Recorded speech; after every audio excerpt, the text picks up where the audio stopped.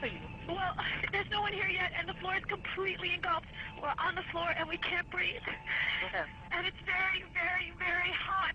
Okay. All I see is smoke. Oh, I'm going to die, aren't I? No. Say your... I'm going to die. Ma'am, say your prayers. And we're not going to think positive because you got to help each other get off the floor. I'm Now. going to die. No, it's so hot. I'm burning up. Hello? Help! Hello, ma'am?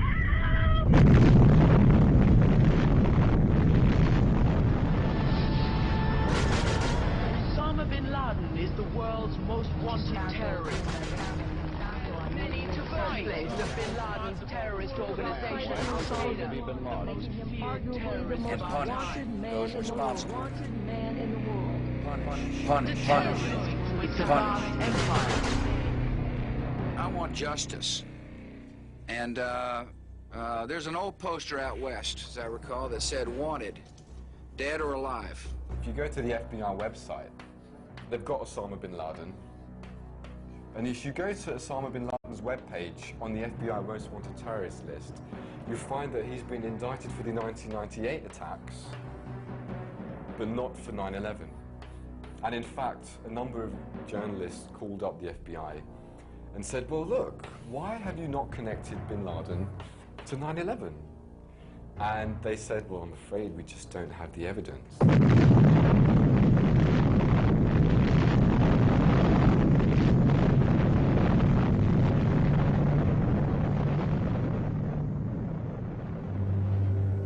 And that's just the beginning.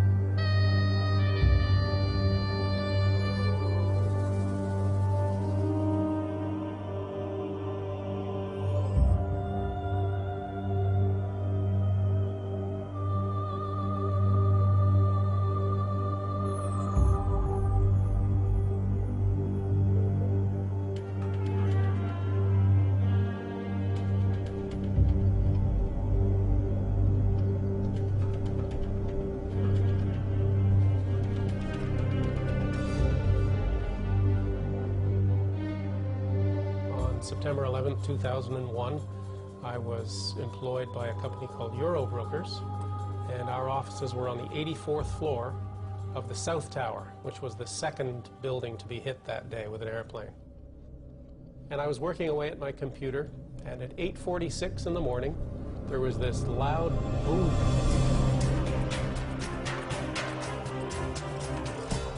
At 8:46 and 40 seconds, American Airlines Flight 11 hits the North Tower of the World Trade Center, causing extensive damage between the 93rd and the 99th floors.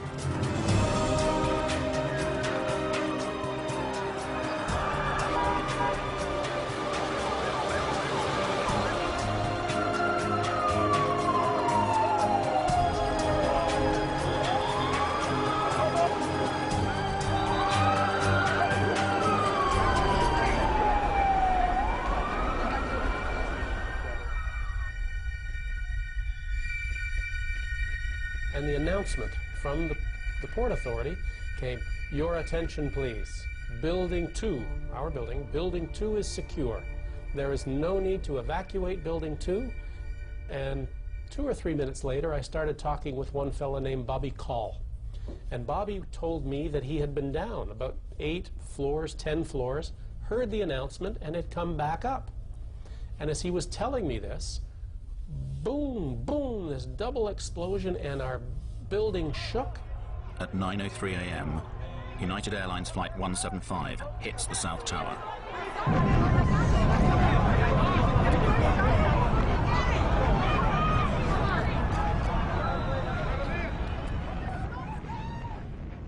Everything just exploded in our room. Now, we're on the 84th floor. What I didn't know at the time was that the second plane had hit 6 floors below us on the 78th floor.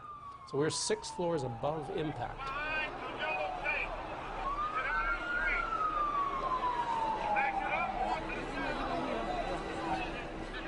I heard this banging on the wall and this faint scream for help inside the 81st floor.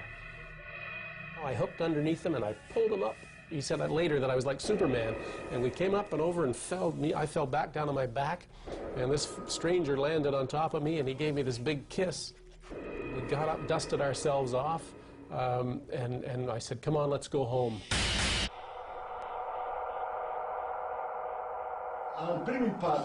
The two towers shake considerably with the first impact, but they immediately return to their original structural position.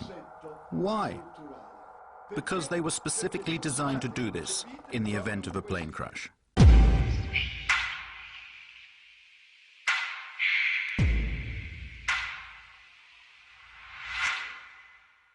Towers were very solidly built. It's like a tree. You see, when you bend a tree, you have all these fibers in the tree, but they're interconnected, so when the tree bends, it can handle that motion.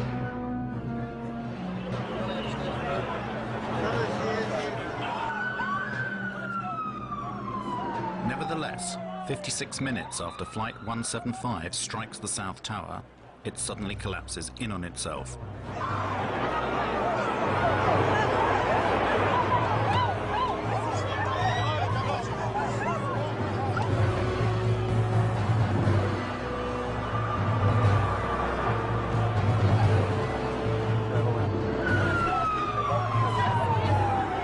We looked back at the Trade Center, the tower that we just come out of. We started to see it, boom, boom, boom, boom, move. And we stared in disbelief as this took about 8 or 10 seconds for the whole tower just to go straight down and dissolved into its own ash.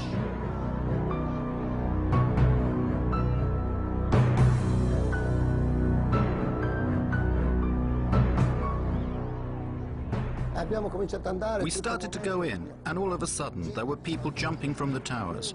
One jumped down and hit a fireman.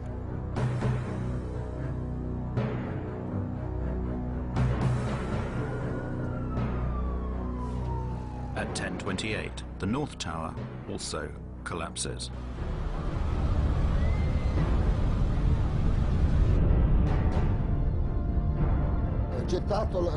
I threw away my oxygen mask to make me lighter. I started running because when I turned around, I saw the tower coming down. Then there was all this dust that got me. Do not hit anybody as you drive.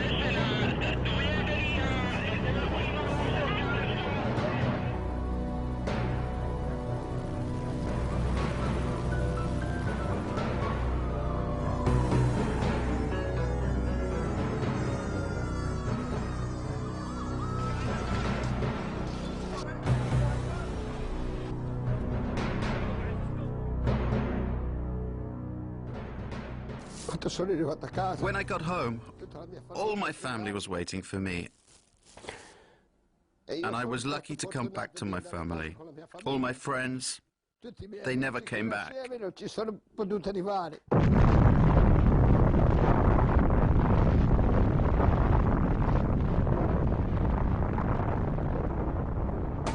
The official justification for the inexplicable collapse of the Twin Towers was written by the National Institute of Standards and Technology.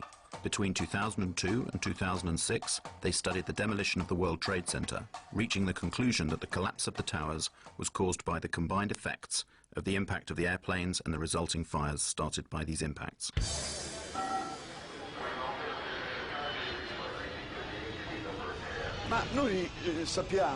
We have been told by the very people who designed and built these towers that they should have resisted the impact of more than one airplane. We have to ask ourselves, did the engineers and architects imagine that airplanes could crash into the towers without any fuel? Perhaps they thought that the airplanes could get there by just blowing in the breeze. Never before or after 9/11 have steel-framed towers collapsed due to fire. Nel 2005 a Madrid. In 2005, there was a fearsome conflagration in Madrid. A skyscraper went up in flames. It was a huge torch that kept burning for 20 hours. 20 consecutive hours. But in the end, the load-bearing structure remained intact. The skyscraper did not fall down.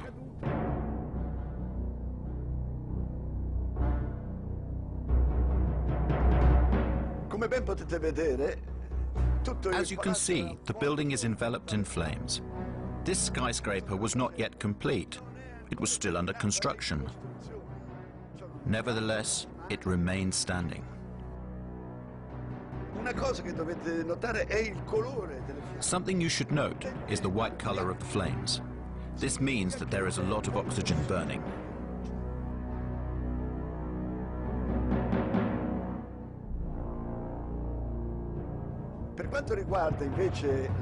If you look at the flames coming from the two towers in New York, we can see instead that the flames are dark red and the smoke is black. The fires that were burning in these towers was a dark gray, a heavy, almost black gray smoke coming off. This implies an oxygen-starved fire. Nevertheless, 55 minutes later, the whole tower collapses.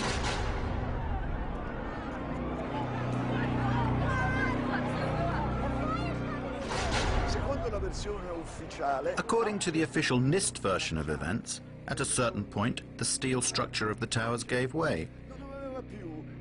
It no longer had the structural strength that it had at the beginning.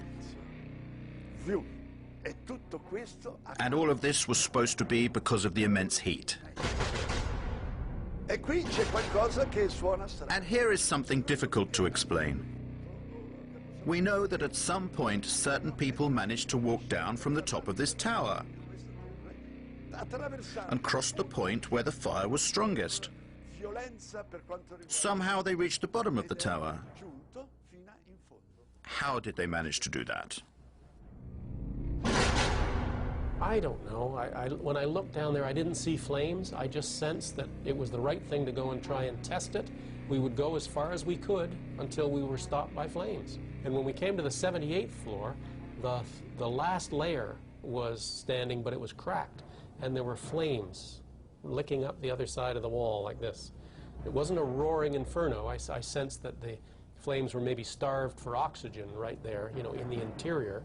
We kept going, and we got onto the 74th floor. When we got down that far, normal conditions. The lights were on, fresh air coming up from below. So the temperature inside the building was not particularly high, as we can see from the presence of this woman who is standing at the precise point where the plane impacted.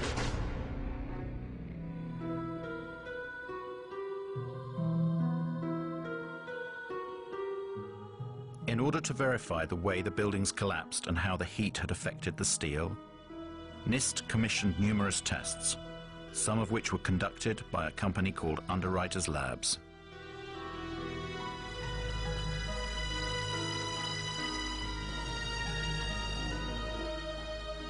And Kevin Ryan, he's the former employee from Underwriters Laboratories who challenged the NIST report.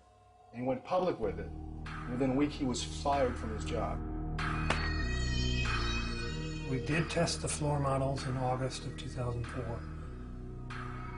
And those tests disproved the primary theory behind the collapse of the buildings. It was called the pancake theory. The floors would collapse upon each other into a stack of pancakes, and then the columns were no longer supported and the columns would fall apart.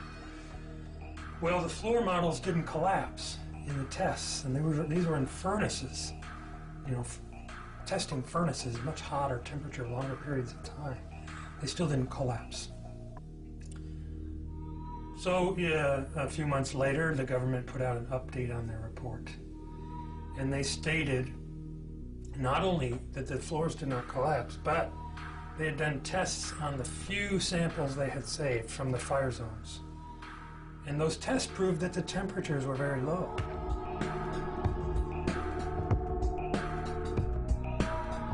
Temperatures were not hot enough to even soften steel.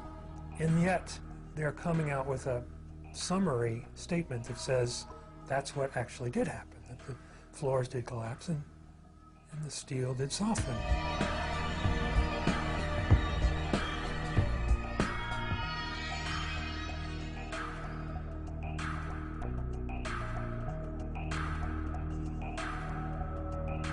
So they either downplayed those results or ignored those results, and they ended up putting it all in a computer.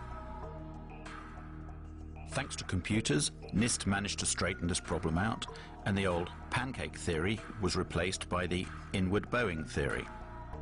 According to the Institute, the heat weakened the floors, which started to curve downwards. The external walls of the towers also curved inwards until they could no longer bear the weight of the structures above, causing the towers to collapse. Their final theory is almost entirely computer-based. And the computer itself is not really accessible. They haven't given it to us to examine. After having investigated it more over the last year and a half, I found that yes, they did contradict their test results, but additionally they also did manipulate the test parameters.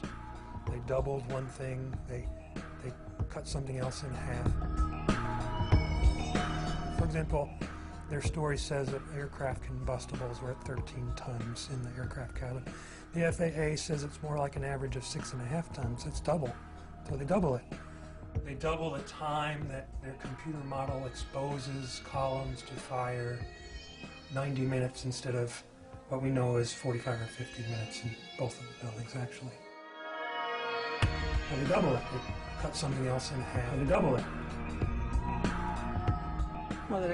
One of the things that particularly struck me was the incredible speed with which the towers came down. There was something truly inexplicable about the speed of the collapse. If we dropped a weight from a height of around 400 meters, which was the height of the towers, the time it would take to reach the ground, supposing that there was not even any air resistance to slow down the speed of the fall, would take approximately 9 seconds. Took about 8 or 10 seconds for the whole tower just to go straight down. The impact was at about 2/3 of the way up the tower. Even if the section above collapsed suddenly due to the structure giving way, and even considering that the impact of the section above was enormous and therefore in some way weakened the resistance of the structures below, it is clear that, due to the resistance of the undamaged part below, this tower should not have fallen at such a speed. But it fell as if there was nothing below it, whereas there was an enormous structure below, a resistant structure that should have slowed down the speed of the collapse considerably.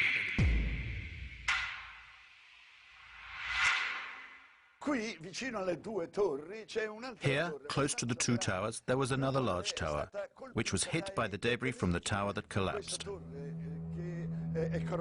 This building, this huge, it was this 47-story building, was never hit by a jet. And yet it came down that same day, but 7 hours after the last tower fell, 7 hours later.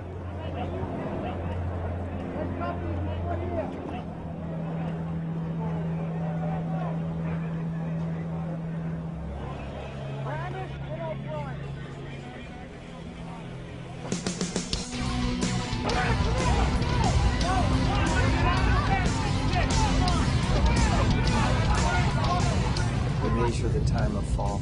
The fall is almost free fall speed.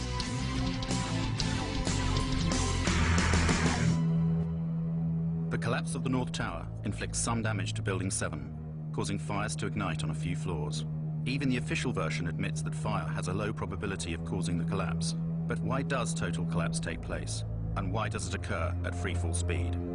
As I saw the collapse of World Trade Center 7, I realized this was something that needed to be studied and could not be ignored. Building 7 and the Twin Towers share one utterly bewildering similarity: the presence of molten metal found in the debris of all three buildings weeks after the collapse.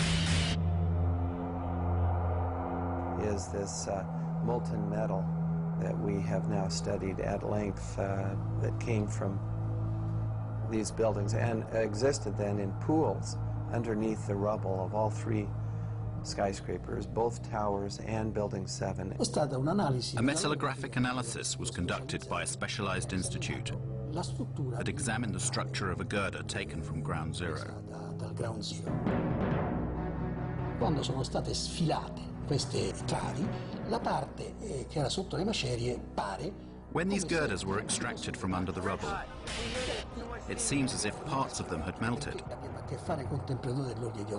This is totally inexplicable because the temperatures reached by the fires could only have been 800 degrees at the most. To melt a steel girder, you have to reach temperatures of around 1600 degrees. How could this be?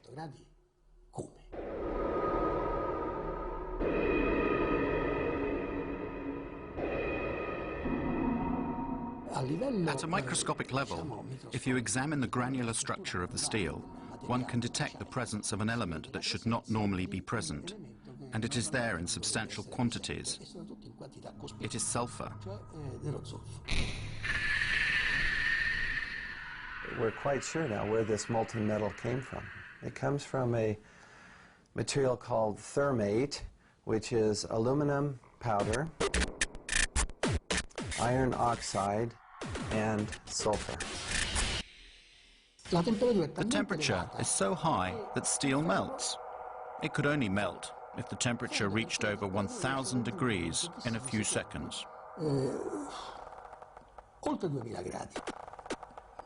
The use of thermite could certainly have caused the fusion apparent in the steel beams. You see, the presence of thermite now in these buildings to bring them down implies that someone had to place the thermite near the steel columns in order to cut through the columns.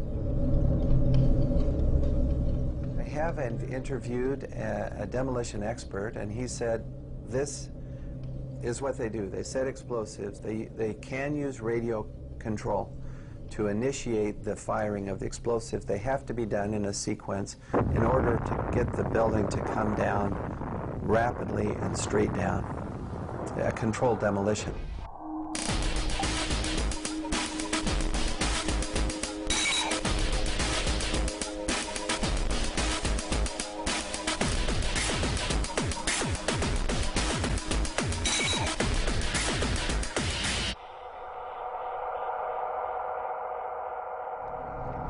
Scientists, we look at different hypotheses, different explanations, but then we have to look at all the data to see which explanation fits the best.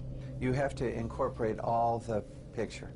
Yes, you may take an isolated fact like the plume and say, well, perhaps that was a high air pressure that somehow blew a window out, but that will not account for the molten metal or the sulfidation or the molten pools.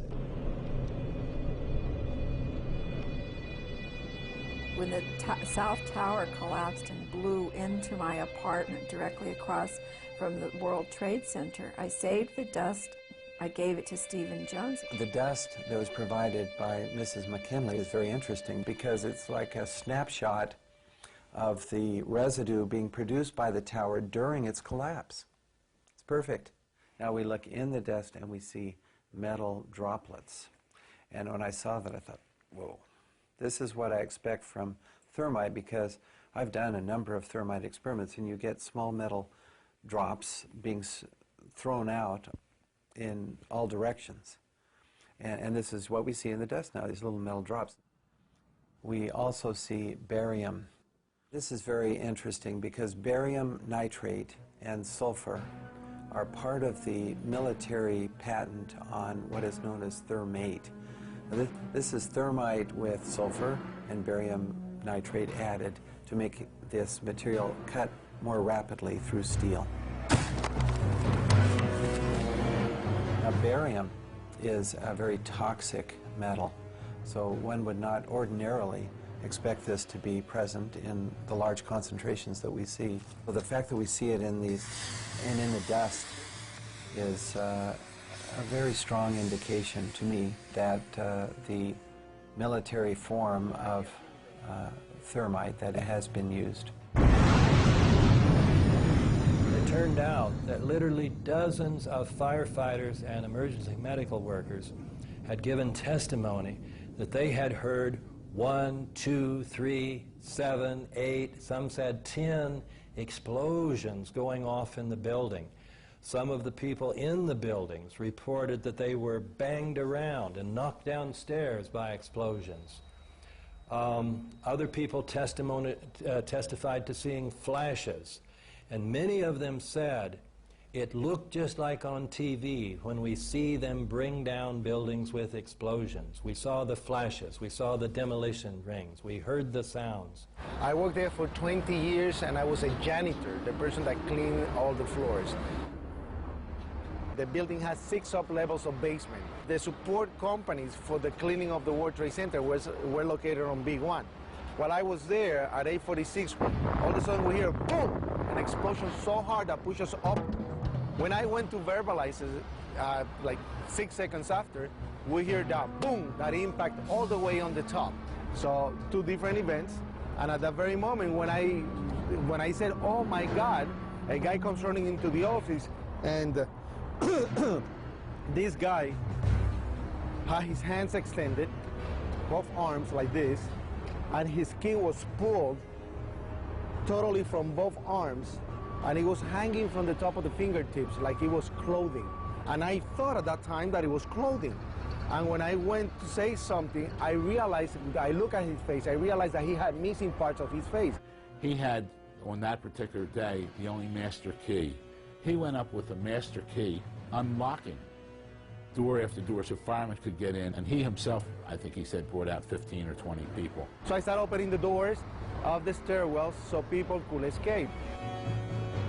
Willie was made a hero, and he was at the White House, and we have a picture of that, of George Bush honoring Willie Rodriguez for being a hero. We hear boom, boom, boom, different explosions. And I asked the fire department, I said, what is this explosion? And what they said was, maybe it's the gas tank from the kitchen. No, the kitchens were all electrical, so that didn't make any sense. I heard a loud explosion, an explosion that I had never heard in my whole life, an enormous explosion. My ears were hearing loud explosions at ground level, very mysterious. Explosions that seemed to be at ground level as opposed to high in the air. There's no question in my mind that those buildings, based on the law of physics, could not have collapsed without the assistance of a bomb. No! When I hear another explosion, no! I think it's a bomb. Willie has taken the really 180% turn of events, saying here that President Bush, who had honored him being a hero, he's named on this lawsuit as accusing Bush and Cheney and Senior Bush and others of murder. And he's not doing it for any monetary gain, because this has just cost us everything. Willie lost his home, lost his job. Right now, his goal is to find out the truth.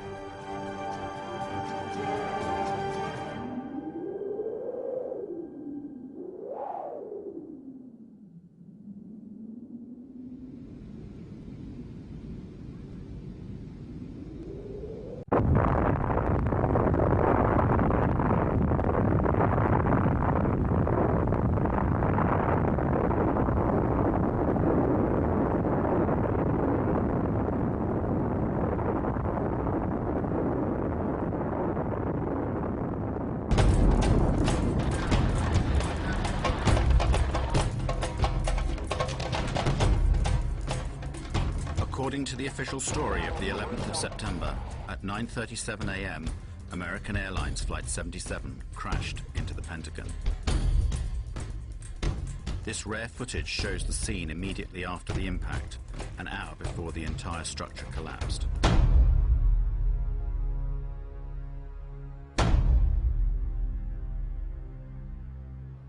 As you can see, it is a rather unusual scene.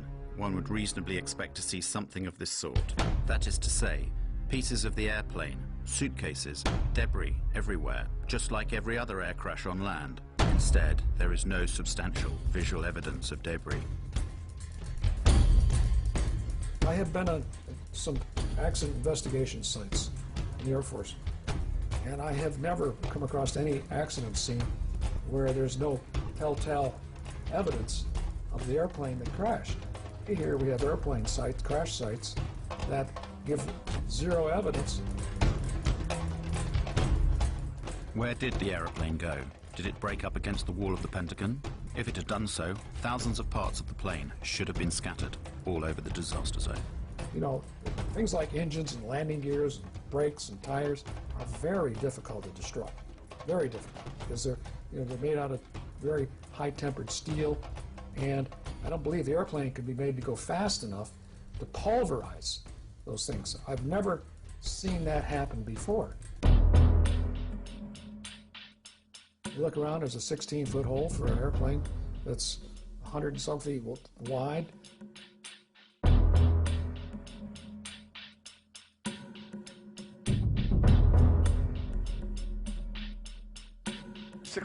According to the official story, the American Airlines Boeing 757 disappeared inside this hole.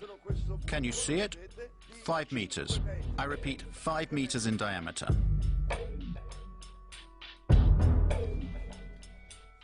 Let's make some calculations.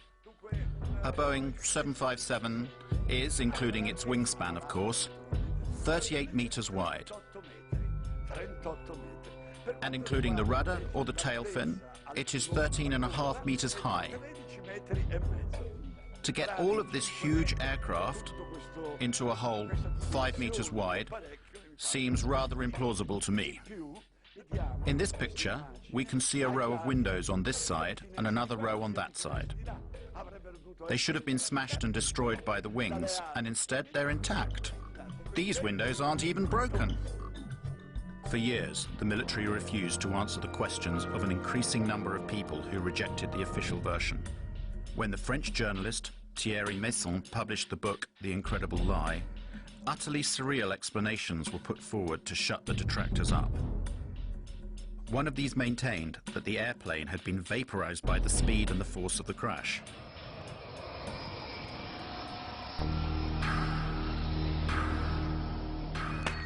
One very strange thing that doesn't make sense is the disappearance of various components of this Boeing.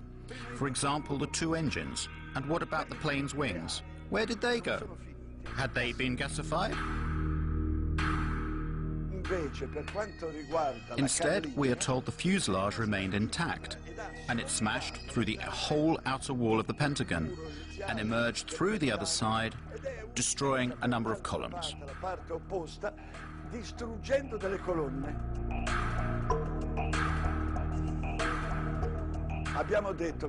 The most solid part of the airplane is, without any doubt, the engines. In fact, these engines are made of a titanium steel alloy. It is so tough that it doesn't even melt at 3,000 degrees centigrade.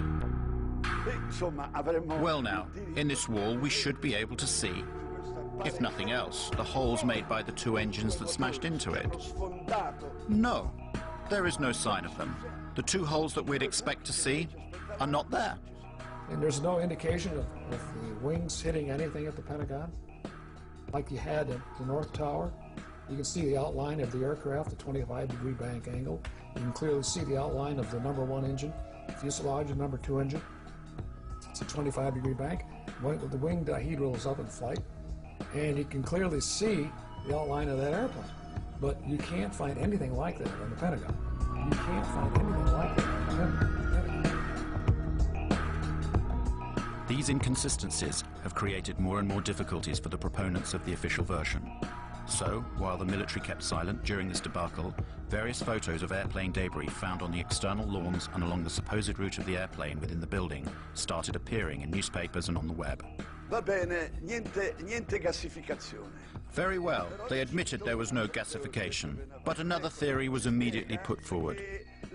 It suggested that in order to enter a hole 5 meters wide, at a certain moment, the airplane somehow closed up its wings, just as dragonflies do.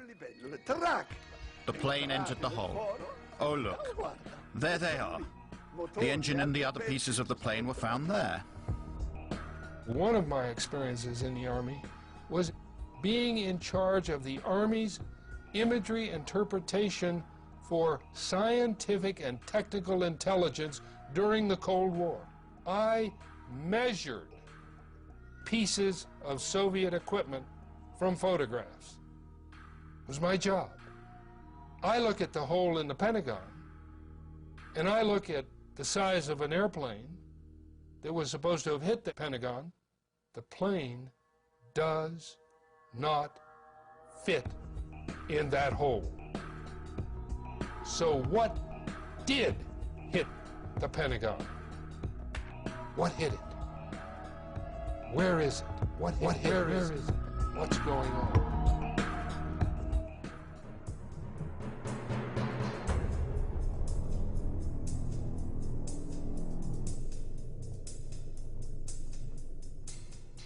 General Arnold, that very morning, immediately after that alleged impact, ordered one of his fighter pilots to fly over and down to the Pentagon to look and see what he saw and to report back to General Larry Arnold himself.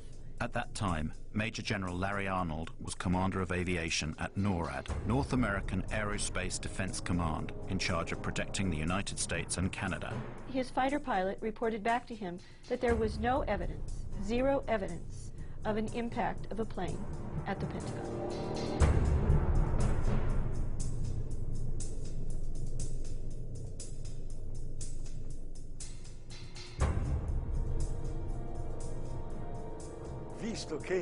Since the Pentagon possessed 86 separate and complete video recordings of the incident, why didn't they show some whole portions of them to those people who had doubts about it? The FBI was immediately at the scene and took the surveillance tapes and confiscated 86 videotapes, both in the Pentagon parking lot, in the gas station, across the freeway from the Pentagon, in a nearby hotel, in all kinds of buildings that had their cameras trained in that general area. For a long time, the military authorities refused to release the footage of Flight 77's impact. But in 2006, the United States Department of Defense was forced to yield to Freedom of Information requests, and it released 4 video sequences. The video evidence from the Pentagon Citgo gas station and the nearby Sheraton Hotel are of no use. But 2 samples of video footage captured from the Pentagon's parking lot have been offered to the world as definitive proof of Flight 77's impact with the Pentagon. They're almost identical. Jet engines don't emit white smoke. You have some white smoke coming out of the aft end of whatever kind of vehicle. Quite frankly, there's not enough in those photographs to tell exactly what it was, but you can tell what it wasn't. And it didn't have the size as compared, if it was a real 757-200, it would be much bigger than the vehicle we do see in the picture.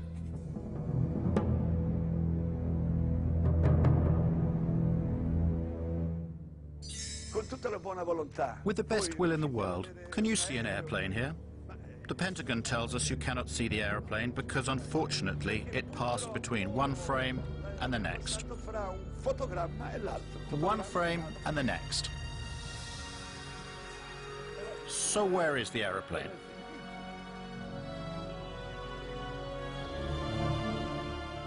According to FBI agent Jacqueline Maguire, as you can see in this affidavit, only one camera took pictures of the scene, and those are the frames that we've already seen.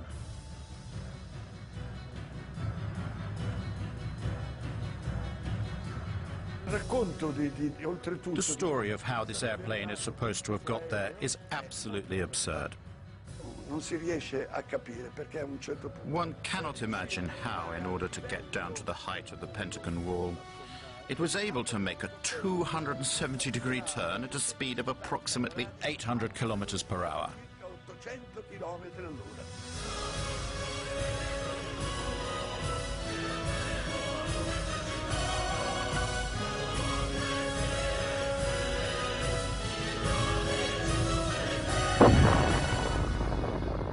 That is a really difficult maneuver. And what I will say to you is that an experienced pilot with thousands of hours probably would have to take between 10 and 20 attempts. Skilled, thousands of hour pilot, probably 10 or 20 times before they would be able to pull off that maneuver. 757 is not designed to do that. 757 is designed to be basically a cruise ship in the sky. It's not acrobatic, so you just can't do that with one of those big airplanes.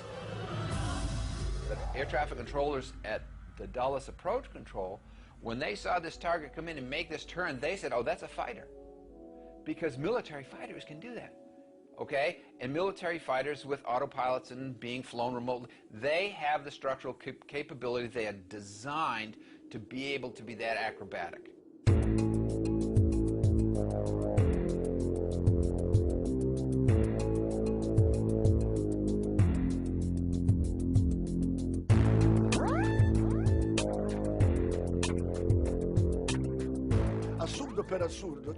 Absurdity of absurdities. There is also the height at which this aeroplane was flying to be explained. It is supposed to have followed the lie of the land at 6 meters from the ground for 1 kilometer, managing also to jump over a hill. Then it went over a roadway, and it finally got there without making any other turns because by now there was no more space.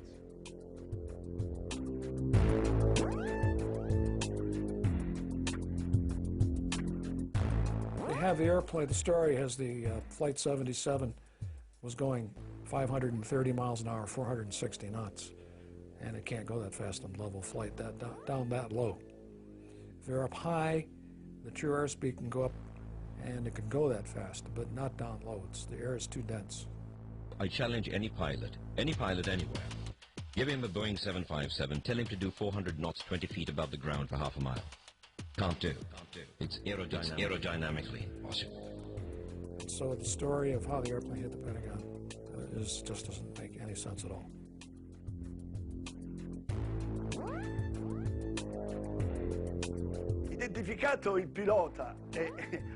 After Hani Hanjour, the plane's pilot, had been identified, his flight instructor declared that his student was not even able to fly a small single-engine aeroplane. These guys didn't have the experience to make that kind of maneuver, even if the airplane could fly that. The man could not fly at all. There's no way you could possibly come out of a 172 and fly a jet that you've never flown before. That's like showing me how to carve up a Christmas turkey and then say, go make a heart transplant.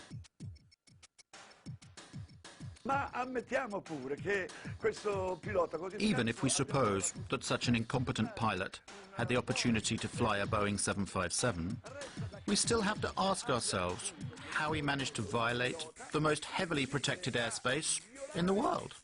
Lo spazio aereo più protetto del mondo.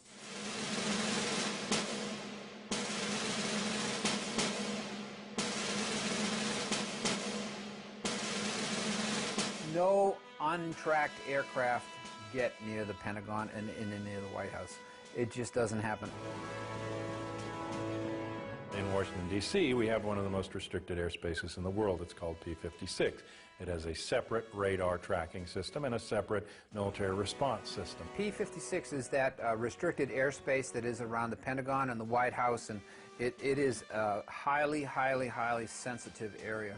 There are supposed to be no unknown aircraft that can go through there. That has an air defense identification zone in a 50-mile radius around D.C., and then it has a protected zone 17 miles around the Washington Monument and an inner protected zone 3 miles around the Capitol. That space is essentially unbreachable. It has to be because of the importance of the buildings there. It's like an aviation no man's land. Nobody goes in there. Nobody.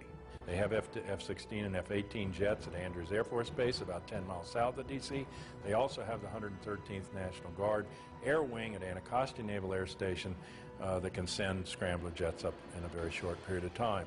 Both are in place that day. Neither one responds at all until after the Pentagon is hit.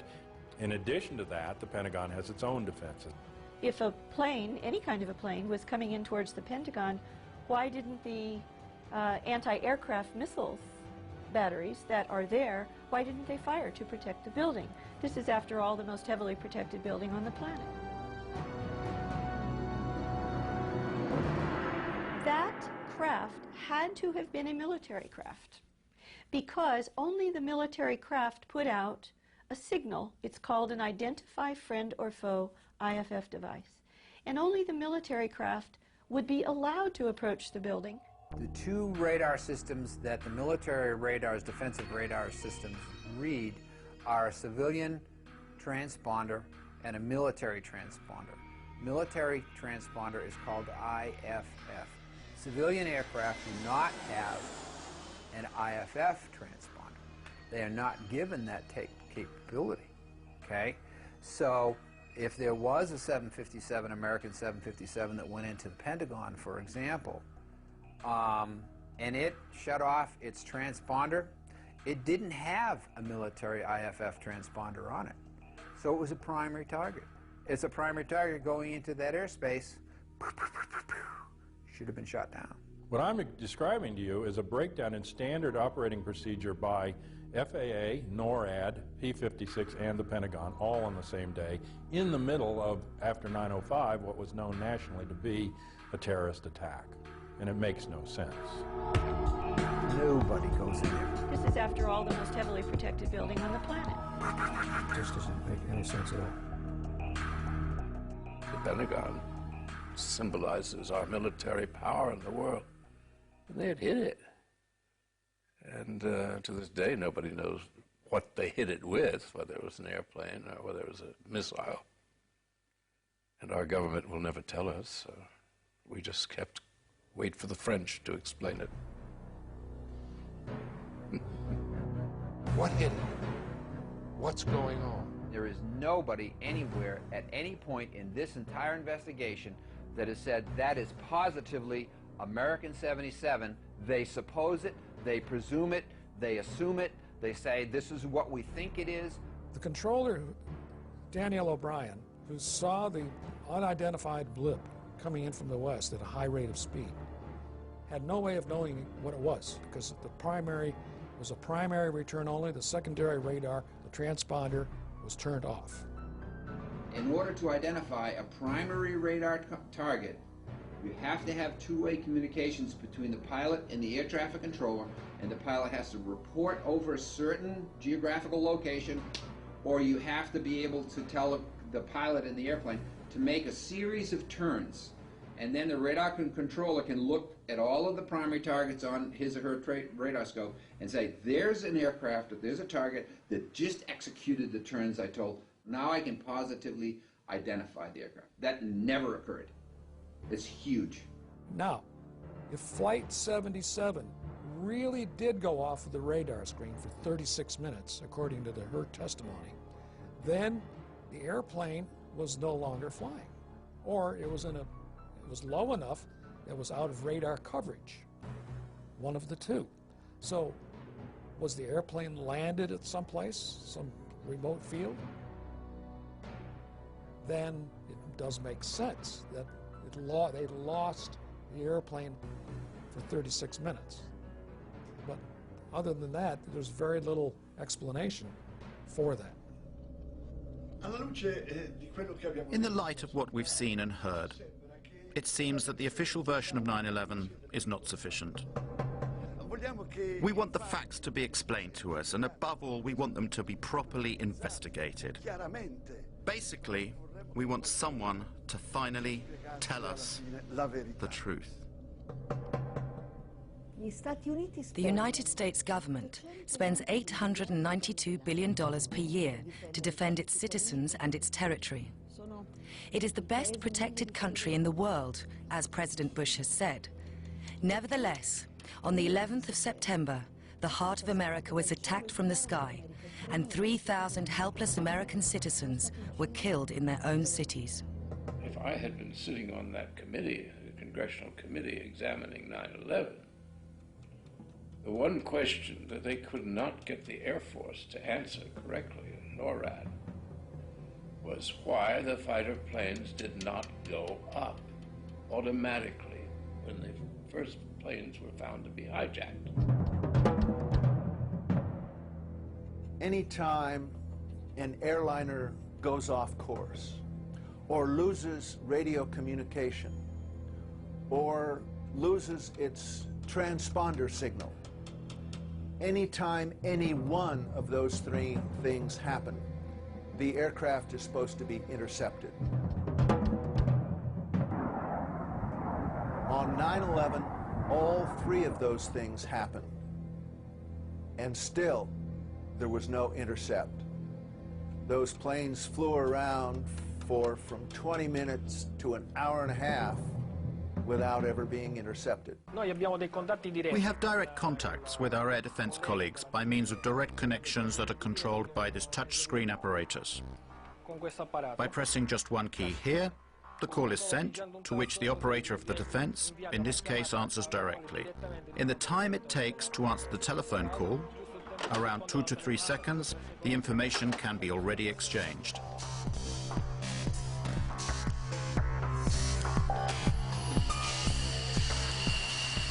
So why weren't the 4 hijacked planes intercepted and shot down?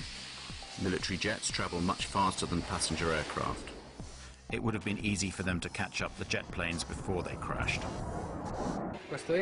This airplane can reach a maximum speed of Mach 2.05. This means it exceeds twice the sound barrier. This is approximately 2,400 kilometers per hour.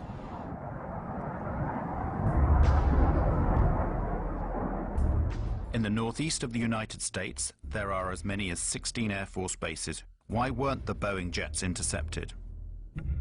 The official story argues that air defense was informed too late. One of the biggest lies is that the FAA guys were incompetent. When we lose an airplane, we take action. We do not sit, we do not delay, we go to protocol. Boom, boom, boom, boom, boom. When the air traffic controllers first saw American 11 start to lose its radio, lose its transponder, go off course, and all of these bad things that are going on, they did not take a coffee break. 67 times in that year, 2001, up till September, there had been air emergencies. They can get a plane up in from 6 to 10 minutes and scramble it, and 67 times that year in air emergencies. But there was not an instance where an air emergency went ignored for long periods of time until 9/11. A lot of people down the road say, well, the president had to give authority to shoot aircraft down and stuff like that. That is not true. An interceptor pilot has the responsibility and the authority on his or her own to shoot down an airplane if they think the situation calls for it, and this is how it would be. You don't have to wait for a military command. You don't have to wait for orders of any kind. That's not an option. That's the law. It's inherent in being a fighter pilot. You know that's what you have to do, unless somebody has told you to stand down. Before 1970, we had one form of scrambling aircraft, and it was immediate, bang, bang, bang. Then in the 1970s, we had some hijackings come into our civil airspace, and that wasn't a quick response. What we did in that is we didn't want the hijackers to know that we were there, so we didn't rush the fighters off the ground, and we kind of snuck them up behind the aircraft. So we put a second protocol in, and the reason that the hijacking protocol is slow is because you had to get Pentagon approval before you could release your fighters. Those two type of protocols lasted until June 1st, 2001, 3 months before 9/11. In June of 2001, Rumsfeld and the Pentagon and the military changed the procedures, and instead of having 2 protocols, one fast, one slow, they went to 1 protocol, slow. If we had reacted to the in-flight emergency immediately, the fighters would have been up and on the way, and those aircraft would never, ever have reached their targets. But when the center controllers came to notifying the military, okay, because they had only one protocol to work with, that protocol went through the Pentagon. Guess what? Guess who didn't answer the phone? Sorry, it was the Pentagon. Here's an analogy that I can give that would help out the common person here. What Rumsfeld did is the fire call comes into the fire station, but before the fire truck gets a chance to leave, it has to call the mayor of the city to get approval for that departure. And what if the mayor's out for breakfast or he's sleeping late and he doesn't answer the phone? Look carefully at this footage, shot just a few minutes after the attack on the Pentagon. Notice the man that is helping to carry a casualty. It is the Secretary of Defense, Donald Rumsfeld. What is he doing here when, as head of the defense of the whole nation, and whilst the United States is still under attack, he is helping tend to the wounded? Why is he not at his command post?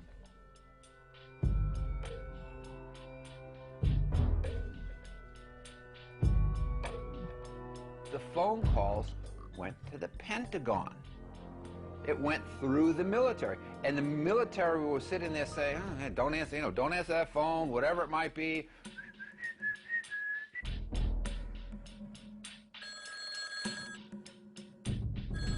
Now, how would you like your fire department to sit there and say, well, I'm sorry, we can't come and put your house out and save your lives because the mayor didn't say so? And on 9/12, they changed the protocols again back to the first protocol, which was the fast scrambles, and that's what it is today. So the way that Rumsfeld's Pentagon managed this whole thing is they switched gears, okay? They switched out of having two fast and slow into slow, okay? And then they said, oh, we're bad, 9/12, let's go fast again.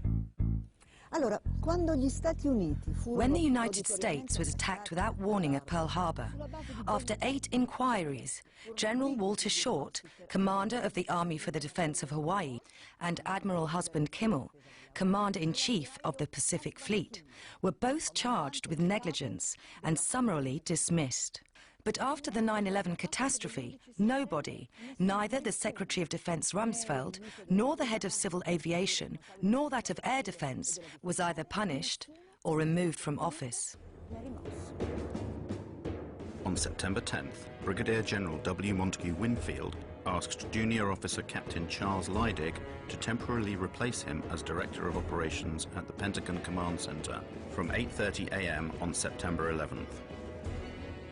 Later that day, after Flight 93 was reported crashed, Winfield resumed control.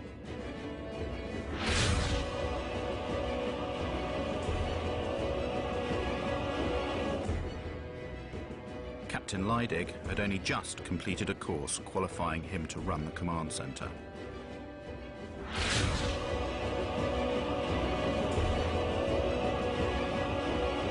On September the 11th, Brigadier General David F. Worley Jr. was commander of the Andrews Air Force Base, the nearest one to the Pentagon.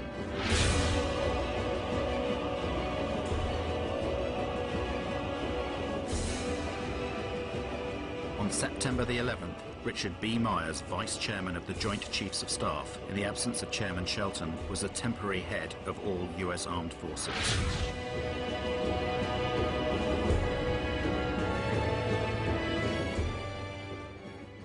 On the 14th of September, after only 3 days of investigations, the FBI announces it knows everything about the hijackers of the flights. We have, in the last 24 hours, taken the manifests and used those as an evidentiary base, and have talked to many of the families of the victims, and have successfully, I believe, identified many of the hijackers on each of the 4 flights that went down. Let's look at the Lockerbie case. It took 2 years to bring indictments in that case. 2 years. In this case, in only 3 days, the FBI provided the names of all the hijackers without providing any evidence that they were actually on the flights. On the 12th of September, the Attorney General of the United States, Mr. Ashcroft, declares to the whole world that the passport of one of the hijackers had been found. a few blocks away from the ruins of Ground Zero.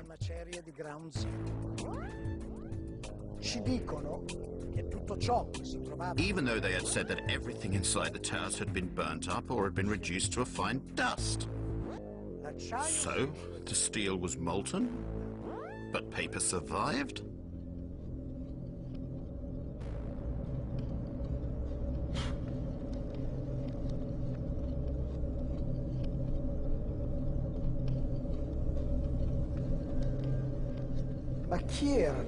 Who were these hijackers? The official story states that 15 out of the 19 came from Saudi Arabia, that they were trained in Afghanistan, and that they were Islamic fundamentalists, fanatical Muslims. Al-Qaeda is supposed to be a Salafist network, you know, and Salafism is a very, very Puritan strain of Islam that suggests that we need to follow very closely, to the letter, the activities of the Prophet Muhammad. So, were these people Islamic fundamentalists? The evidence would suggest no. Muhammad Atta was basically not an Islamic fundamentalist. There was always drinking, always drinking. There wasn't wine, it was beer or liquor or whatever. There was always drinking, always. And they had massive supplies of cocaine. Muhammad and all these people that he was with, they were drunk and stoned out of their freaking minds.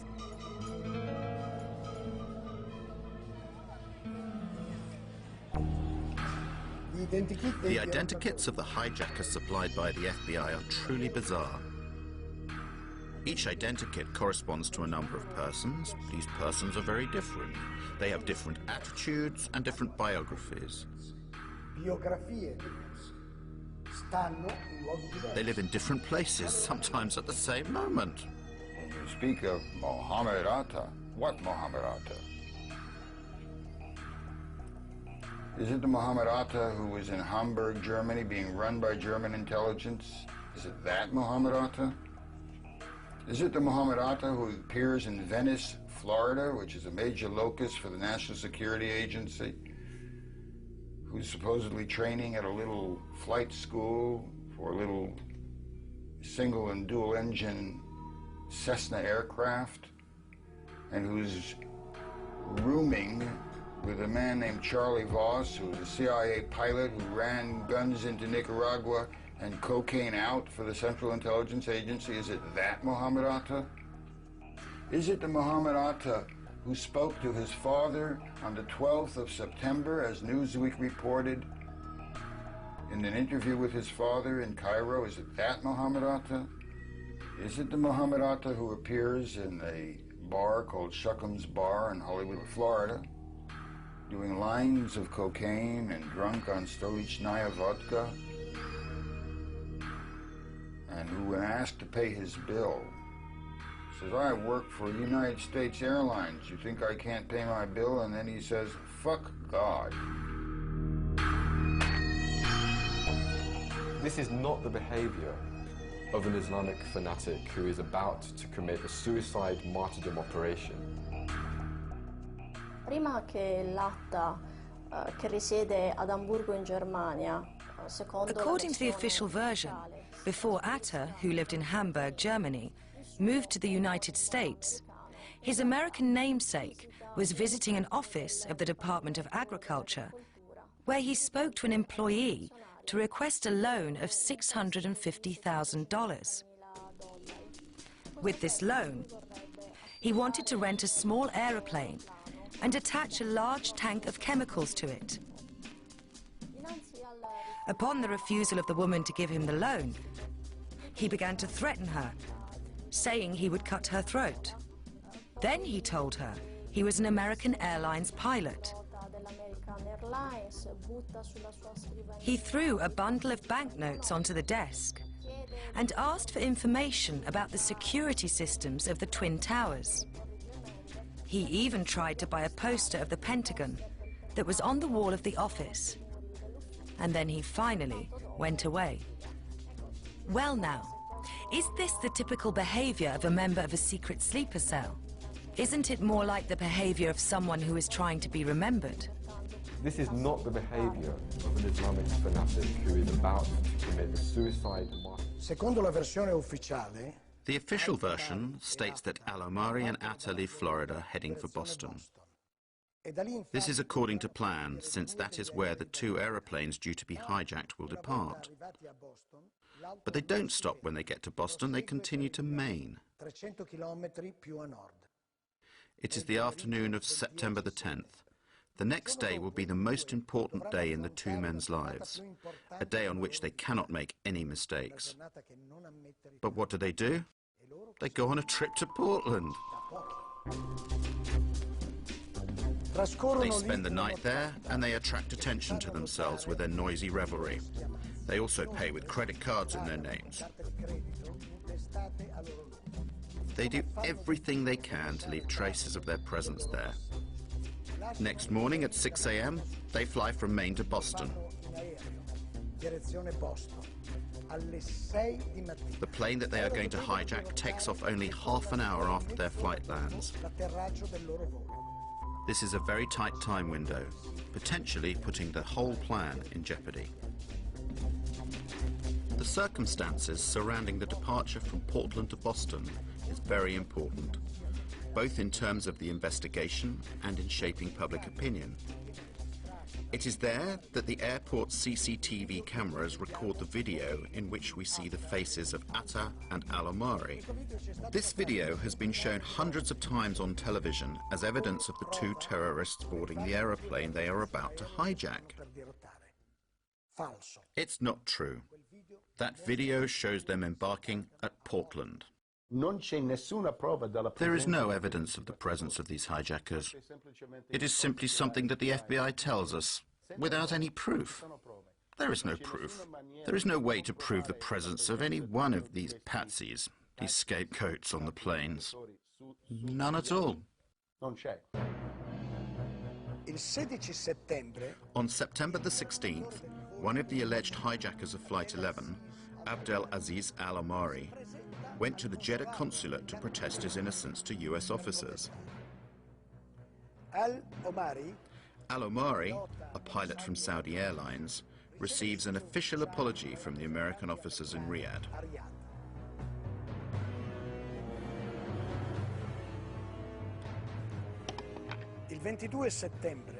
Then, on the 22nd of September, Walid al-Shahiri announces he is still alive. He too is supposed to have hijacked Flight 11. From his house in Casablanca, Morocco, the impertinent al-Shahiri declares his innocence. The following day, the 23rd of September, the Daily Telegraph publishes the protestations of innocence of Saeed al-Ghamdi and Ahmed al-Nami, both of them still alive and well, and pilots for Saudi Arabian Airlines.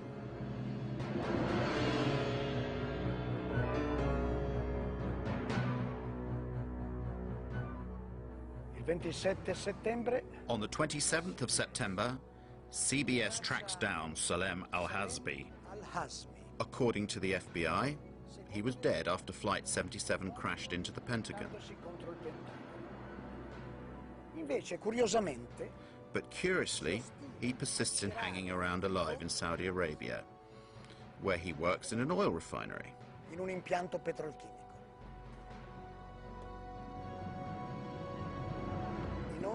Have the names of Al-Omari, al-Shahiri, al-Ghamdi, al-Nami, and al-Hazbi been deleted from the list of the hijackers, with many apologies? No. 6 years later, these 19 people are accused as being the sole perpetrators of the terror attack.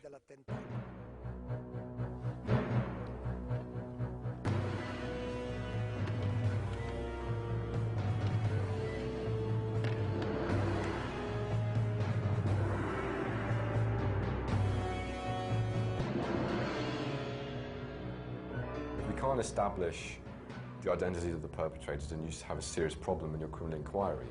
In raising this question, is not about raising conspiracy theory. It's really just about criticizing the absolutely ridiculous nature of the criminal inquiry and the fact that they have no idea who carried out these attacks.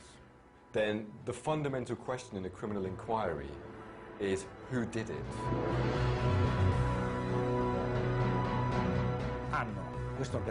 They have this evil organization. They have the leader of this evil organization, bin Laden. They have a secret network in the caves of Afghanistan. It could be the screenplay of a James Bond movie. The first bin Laden videotape that was leaked and that was used by the media to suggest that Osama bin Laden has claimed responsibility. This was a very problematic videotape. There was an analysis that found that it was completely fraudulent. There were a number of issues. There were basic issues such as, for example, Osama bin Laden was wearing a gold ring. Now, in Islamic fiqh, Islamic law, a man is not allowed to wear gold. So why is the head of one of the most militant Salafist movements wearing a gold ring? Doesn't make sense. The video in question, that was found in Afghanistan in very doubtful circumstances by American soldiers in a house that was supposed to have been abandoned by Al-Qaeda, has been questioned for various reasons. For example, a German TV network gave an alternative translation. It is completely different from the one given by the American investigators. They are not apparently claiming a role in the 11th of September attacks, but they are simply talking about what happened on September the 11th. Many of the other videos of Osama bin Laden have in fact a person speaking and an audio track that does not correspond, or that corresponds very little, to what his lips are actually saying.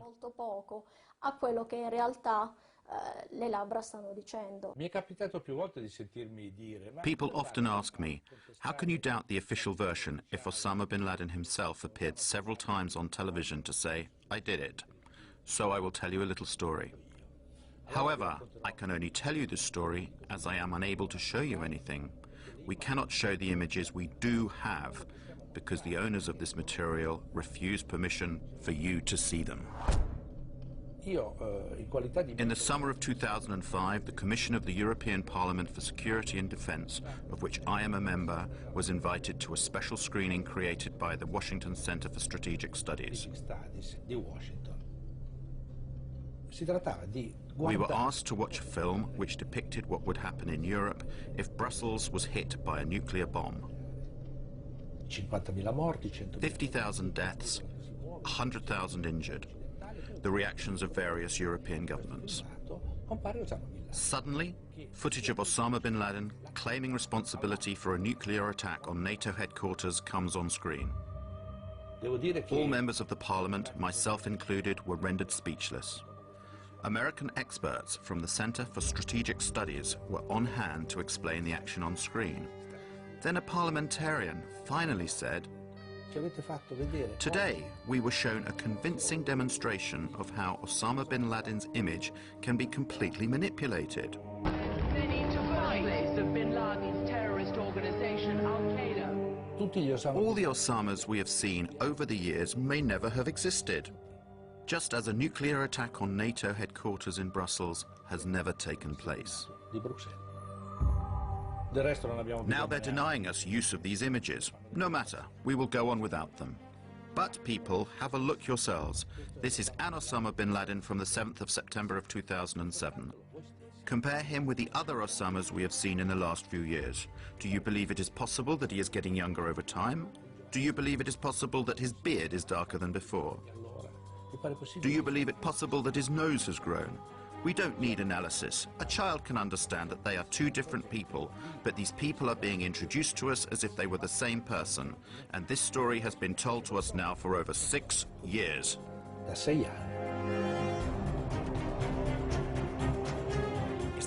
Did bin Laden organize the attacks of September the 11th? And if so, did he do it alone or with someone else? At this point, we must explain the origins of Al-Qaeda.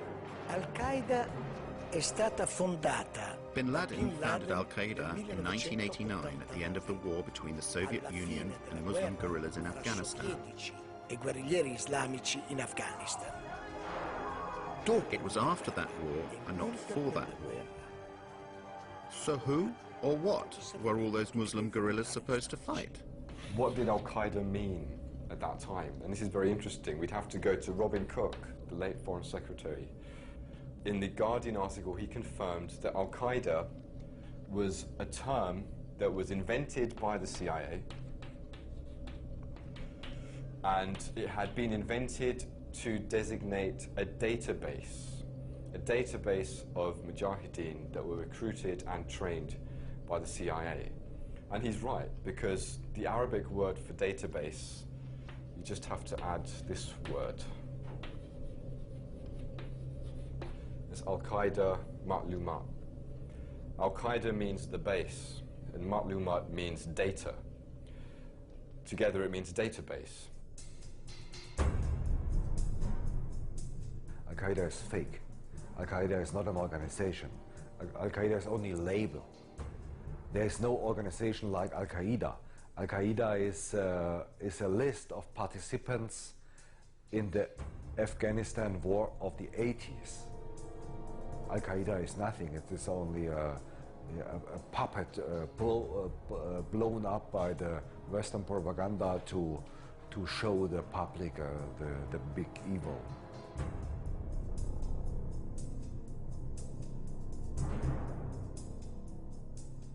I was chief of the visa section at the American Consulate General in Jeddah between September 1987 and March 1989. During my period there, I was involved in what turned out to be a Visas for Terrorists program with people coming to the consulate recruited by the Central Intelligence Agency and its asset Osama bin Laden and sent to America, either for instruction in how to be good terrorists or for rewards or for debriefings on what they've been doing in Afghanistan. I assume it was simply on how to blow things up, shoot things down, and overthrow governments. After the Cold War, their connections with Al-Qaeda proliferated, multiplied. Al-Qaeda is being controlled in various ways, directly and indirectly.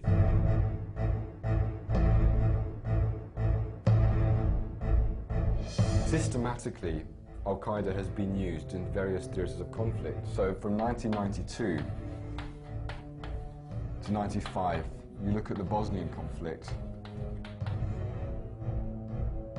I believe that the American government was working with various Arab and Muslim organizations, whether it was Al-Qaeda or whether it was people that became Al-Qaeda, to be trained, to be armed, and to be sent to the Balkans to overthrow Slobodan Milosevic and anybody allied with him. That kind of policy continued in the Balkans all the way up to post-2001.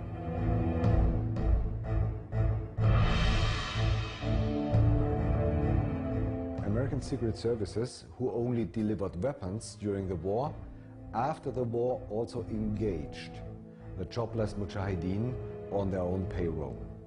That is a proven fact. There are a lot of testimonies of mujahideen before German courts.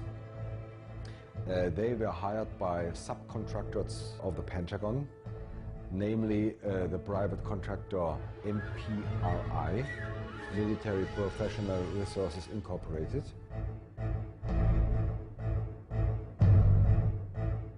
MPRI is formally private, but in fact it's kind of secret device of the US Army. They have more 4-star general under contract than the Pentagon itself. If the Pentagon wants to do some dirty job and thinks they cannot get the money and they cannot get the approval of the US Congress, they give the job to this private company. At the beginning of summer 1999, MPRI brought this Bosnian mujahideen back to the Balkans, especially into Kosovo, to help the Kosovo terrorist army KLA. They engaged them, they paid them monthly. A lot of Bosnian Mujahideen were involved in the big terrorist attacks of the last 5 years. So, speaking about 9/11, 5 of 7 Arabs in the center of the 9/11 plot were former Mujahideen fighters in Bosnia. 5 of 7. Nobody speaks about it. What is required for you to get a visa approved to enter the United States? The type of information you have to supply is extremely detailed. But a high-ranking official in the US consulate of Jeddah, Michael Springman, revealed the fact that in that office, many CIA agents were working undercover and that the office was issuing too many visas far too easily to some very suspicious people. I was told by a really good contact, a businessman outside the American consulate, that if I had sent one word to the State Department inspection team investigating what was going on in the consulate, I would be fired summarily. Well, that office in Jeddah issued many of the 15 visas that were used by the hijackers to enter the United States. None of the 15 applications conformed to US visa regulations. For example, under the heading Destination, many of them wrote Hotel, New York or California, and in one case, just no. And so, it was common practice to help the terrorists of Al-Qaeda to enter the United States. They came to be trained, and this went on for years and years. The same thing happened with the hijackers of September the 11th. The terrorists, 6 of the terrorists, including Mohammed Atta, trained at U.S. military facilities. Okay? Mohammed Atta went to International Officers School at Maxwell Air Force Base. Maxwell Air Force Base in Alabama, Brooks Air Force Base in Texas. Their contact address, the Pensacola Naval Station in Florida, the Defense Language Institute of the Defense Intelligence Agency in Monterey, California. The hands of intelligence, they're all over these people. So, to sum up, the main hijackers trained and fought in ex-Yugoslavia, where they were paid by a company of mercenaries that was connected to the Pentagon. Thanks to the CIA, they got entry visas to the United States. Once they were in America, they did everything they could to be recognized and to attract attention to themselves, since they were sure of their impunity. They trained in American military bases and went to flight schools, although they didn't learn to fly.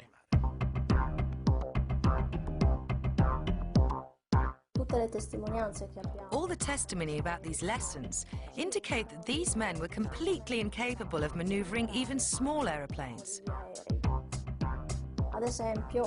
For example, Mohammed Atta hired an aeroplane from a flight school, but he was not even able to take off.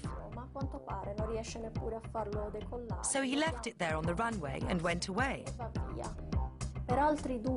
Regarding 2 other pilots, their instructor, Rick Grazer, said to investigators and the press that he could not understand how these 2 could have maneuvered an aeroplane.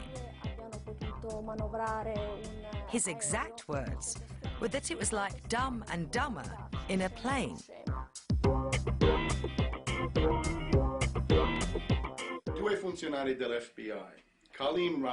Two FBI agents, Colleen Rowley in Minneapolis in the state of Minnesota, and another who was in Phoenix in Arizona, sent messages to the FBI's headquarters in Washington, saying, more or less, watch out. There are many Arabs here who have enrolled in flight schools. The first person in the flight school that called the FBI took a big risk, because at the time what he was doing was reporting about a customer, a paying customer.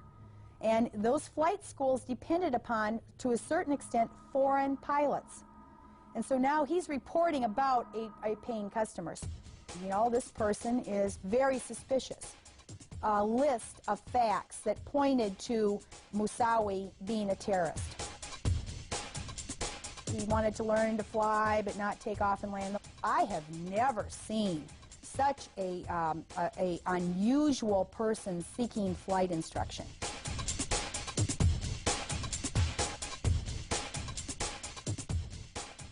Colin Rowley immediately informed her superiors in Washington, but nothing happened. Their investigations were obstructed. There were no warning signs that I'm aware of that would indicate this type of operation in the country. I wrote a memo in May of 2002, 12, 13-page memo, is the Joint Intelligence Committee report. And both of those were, I hope, you know, basically what my memo did was expose that this was not true, that 9/11 could not have been prevented. The FBI's acting director, a guy by the name of Picard, during the summer of 9/11, he attempted to brief Attorney General Ashcroft about terrorism a couple of times. And the first time, Ashcroft showed little interest in terrorism.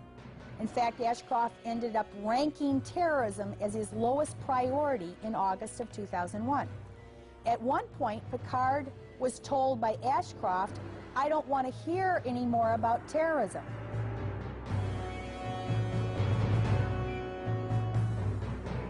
After September 11, 2001, when I heard about the planes crashing into the World Trade Towers and into the Pentagon, I said, geez, these were the same people, according to the Los Angeles Times, who had gotten their visas from the American Consulate General at Jeddah. I called the Federal Bureau of Investigation and tell them essentially the basics of the Visas for Terrorists program. I did this, I called, and I called, and I called. I was passed from one office of the FBI to another and ended up at the Washington field office, and someone there said, "We'll get back to you." Well, 6 years later, I'm still waiting.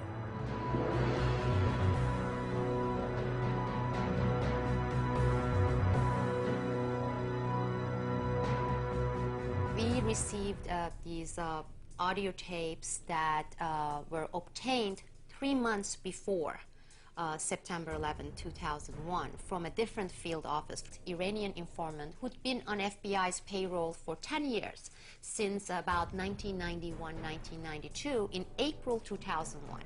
And in April 2001, this informant told the FBI that on a separate issue, he had obtained information about Al-Qaeda, bin Laden, issuing an attack in the United States that would involve 5 major cities, and it will involve airplanes, and that the attack was going to take place within the next few months.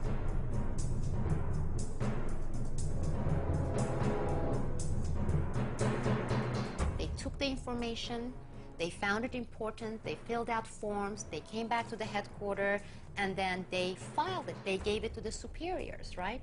Nothing happened. 2 months later, they met with the same informant again.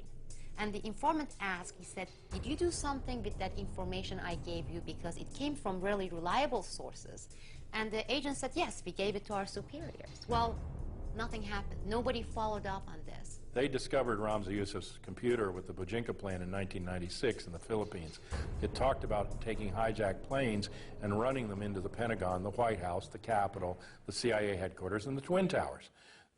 The Pentagon staged an exercise a year before, in October of 2000, at the site with the Arlington County Fire Department to simulate a plane running into the Pentagon and how the fire responders would get there and what they would do. So this was not outside the box or, you know, out in the blue. They not only expected it, they prepared for it.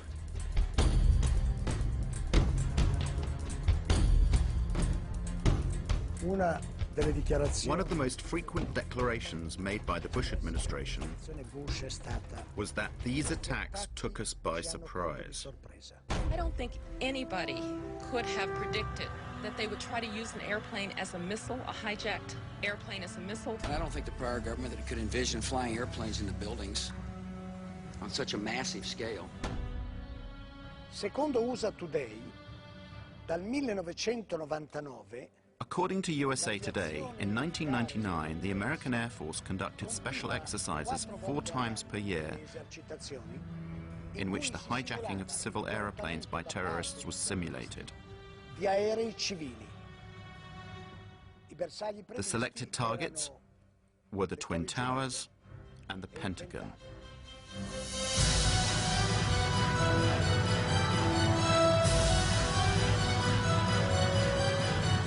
I don't think anybody I could don't think have the prior predicted. government that could envision flying airplanes in the buildings. Could have predicted. I don't think the prior government that could envision flying airplanes in the buildings.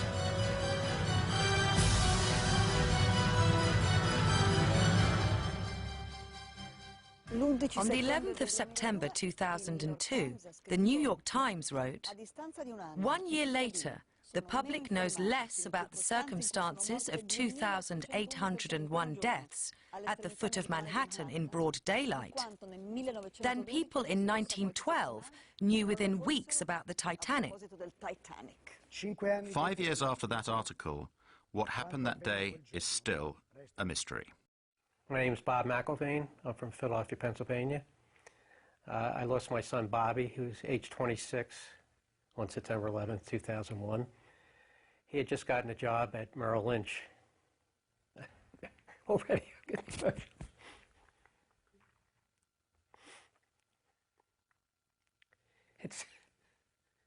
it always hits you blind. And, don't worry, I'll get over it. But I mean, anytime you just mention that day, it's like the pain just comes shooting up. And of course, when you keep doing this, it's, you think it gets better, but it just never gets better. The conclusions that the 9/11 Commission came to have been very disappointing. A lot of evidence has been ignored. Many witnesses were not called to testify. The final report glosses over a great many key issues. A few days before 9/11, Mohammed Atta received a huge sum of money, about $100,000, money which was delivered by a Pakistani Secret Service officer.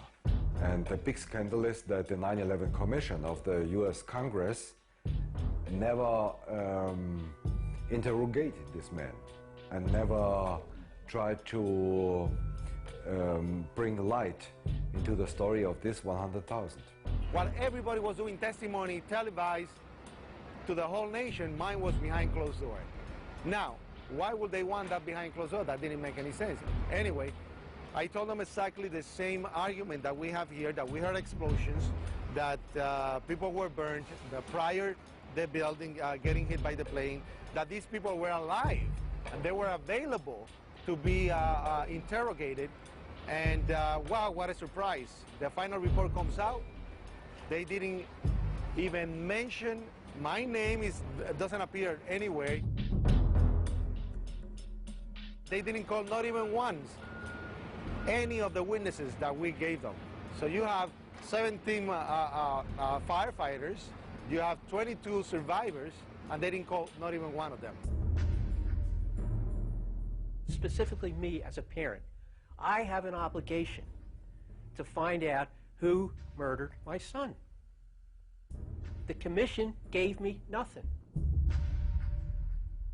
9/11 Commission was not an investigation. Remember, the entire bin Laden family was on one of the planes later. They'd been collected from all over the United States, and they were whisked out of the country with the speed of light while the Pentagon was still burning. So they asked Mueller, who authorized these people to leave the country?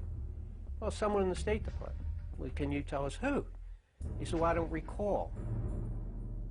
I don't recall. Another instance, General Myers. This is later on in the commission. They asked about Moussaoui. Do you recall getting any information concerning Moussaoui? His answer was, I don't recall. I don't recall. I don't recall. Ashcroft, Attorney General. Picard was the FBI head during the summer. He had testified that they had all these warnings 71 different warnings about something happening this summer. And Ashcroft sat there and lied. So I didn't know these things. I didn't know these warnings. We were paying attention to terrorism. No warning signs that I'm aware of. Anybody And I don't think the could prior have government could predicted. envision flying airplanes into buildings. These people lied, and our government protected them. It was obvious they were lying. These people that people were testifying should have gone. Mueller should be in jail. Ashcroft should be in jail. Condoleezza Rice should be in jail. I don't think anybody warning signs could I'm have aware of. predicted that they would try to use Airplanes into buildings. Punish. Osama bin Laden is the world's And punish those responsible. They have this evil organization. They have the leader, bin Laden. Punish. Dead or alive. They have a secret network in the caves of Afghanistan. Tonight, the United States of America makes the following demands on the Taliban. Deliver to United States authorities all the leaders of Al-Qaeda who hide in your land.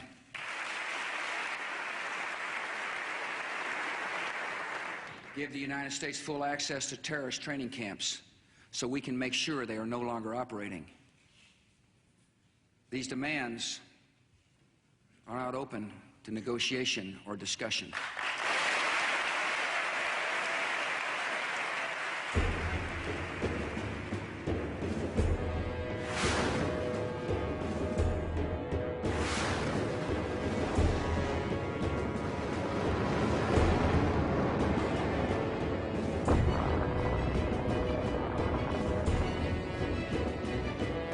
Obviously, they will never catch bin Laden, because then everybody will think the war on terror is over.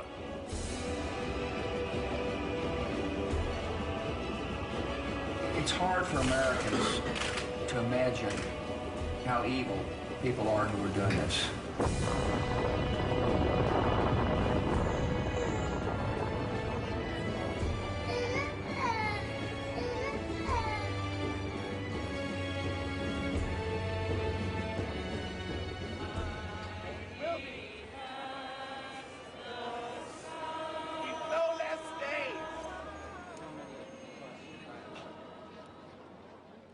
I'm not a conspiracy theorist.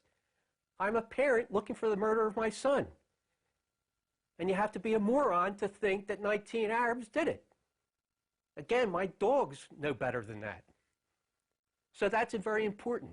Put yourself in my shoes and think of your child being murdered.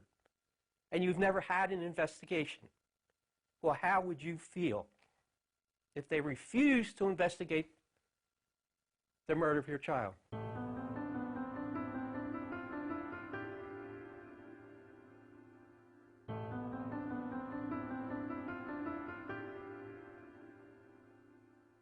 Sono stato a casa fino alle 3 di mattina.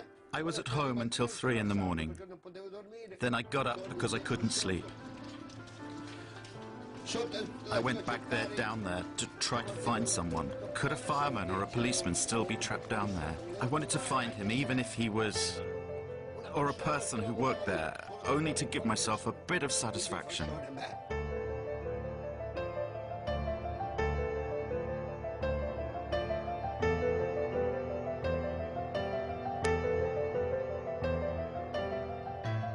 Sono stato laggiù per 9 giorni a fila. I was down there searching for 9 days, but I didn't find anyone alive. I went down there for nearly a year and a half. And if I wasn't down there working and searching, I was at funerals. They took my friends from me. They took my job from me. And I really loved that job. And they took my health from me. I do not want people to forget that day.